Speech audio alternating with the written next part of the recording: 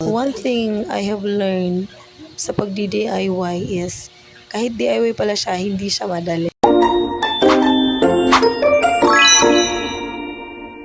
Tayong mga nanay ay may hidden talent pala. Yung hindi natin akala natin hindi natin kaya, pero kayang-kaya pala. So, etong video nga ay kuha pa nung nag-intrams sa school ng aking mga anak. Tapos yung panganay kong lalaki ay nakuhang representative para sa kanilang team for Mr. and Miss Intrams primary level. So kaya naisip ko nga na ako na lang ang gagawa ng kanyang costume. Ito nga ang aking ginagawa ay para sa kanyang Mr. Eco modelo. Ito nga ang mga materials na kanyang gagamitin ay dapat mga recycle. One thing I have learned sa pagdi-DIY is kahit DIY pala siya, hindi siya madali. Kasi nga ikaw ang magpa-plan, ikaw din ang magde-design at ikaw din ang gagawa. So ang aking napili ngang gagawin ay ang Datu Lapu-Lapu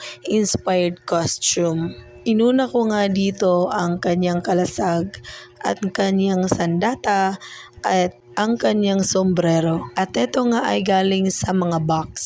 O diba recycled? Sa paggawa ko nga ng sombrerong ito, kailangan talaga ng saktong sukat.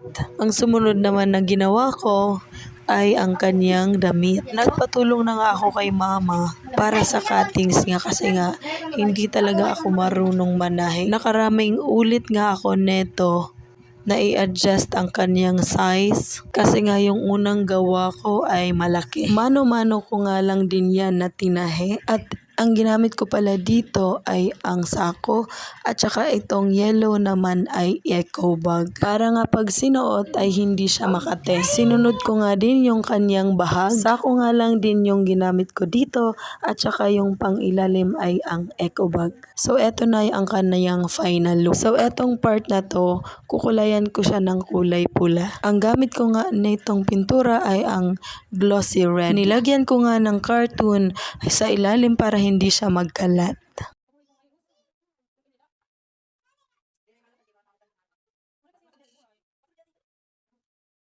Nakaka-enjoy din pala mag-DIY kasi nga aside na affordable siya, na-explore natin ang feeling natin hindi natin kaya. Eto na nga yung sinunod kong ipintura ang kanyang bahag. At pagkatapos nga neto ay isinampay ko lang muna para siya mag-dry. Kung makikita nyo nga dito, ay hindi ko pininturahan ang likod. Pero sa final look neto ay inubos ko na siyang pinturahan. Kasunod nga nito ay inayos ko naman ang kanyang mga sandata at ang kanyang sombrero. Aside sa cartoon na aking ginamit, nag-cut into pieces din ako ng mga papel sa brochure para nga maging pantay siya at lalong maging matibay. At sa ating sombrero naman, kung makikita nyo, meron tayong coconut husk at ang kanyang bunot. Bunot ang tawag dito sa amin. Ito nga yung ginamit kong pang outer design niya. Gumamit pala ako dito ng silver na spray para mas maganda pa siyang tingnan. Ito naman yung design sa kalasag niya. Buti na nga lang din at meron pang natirang acrylic paint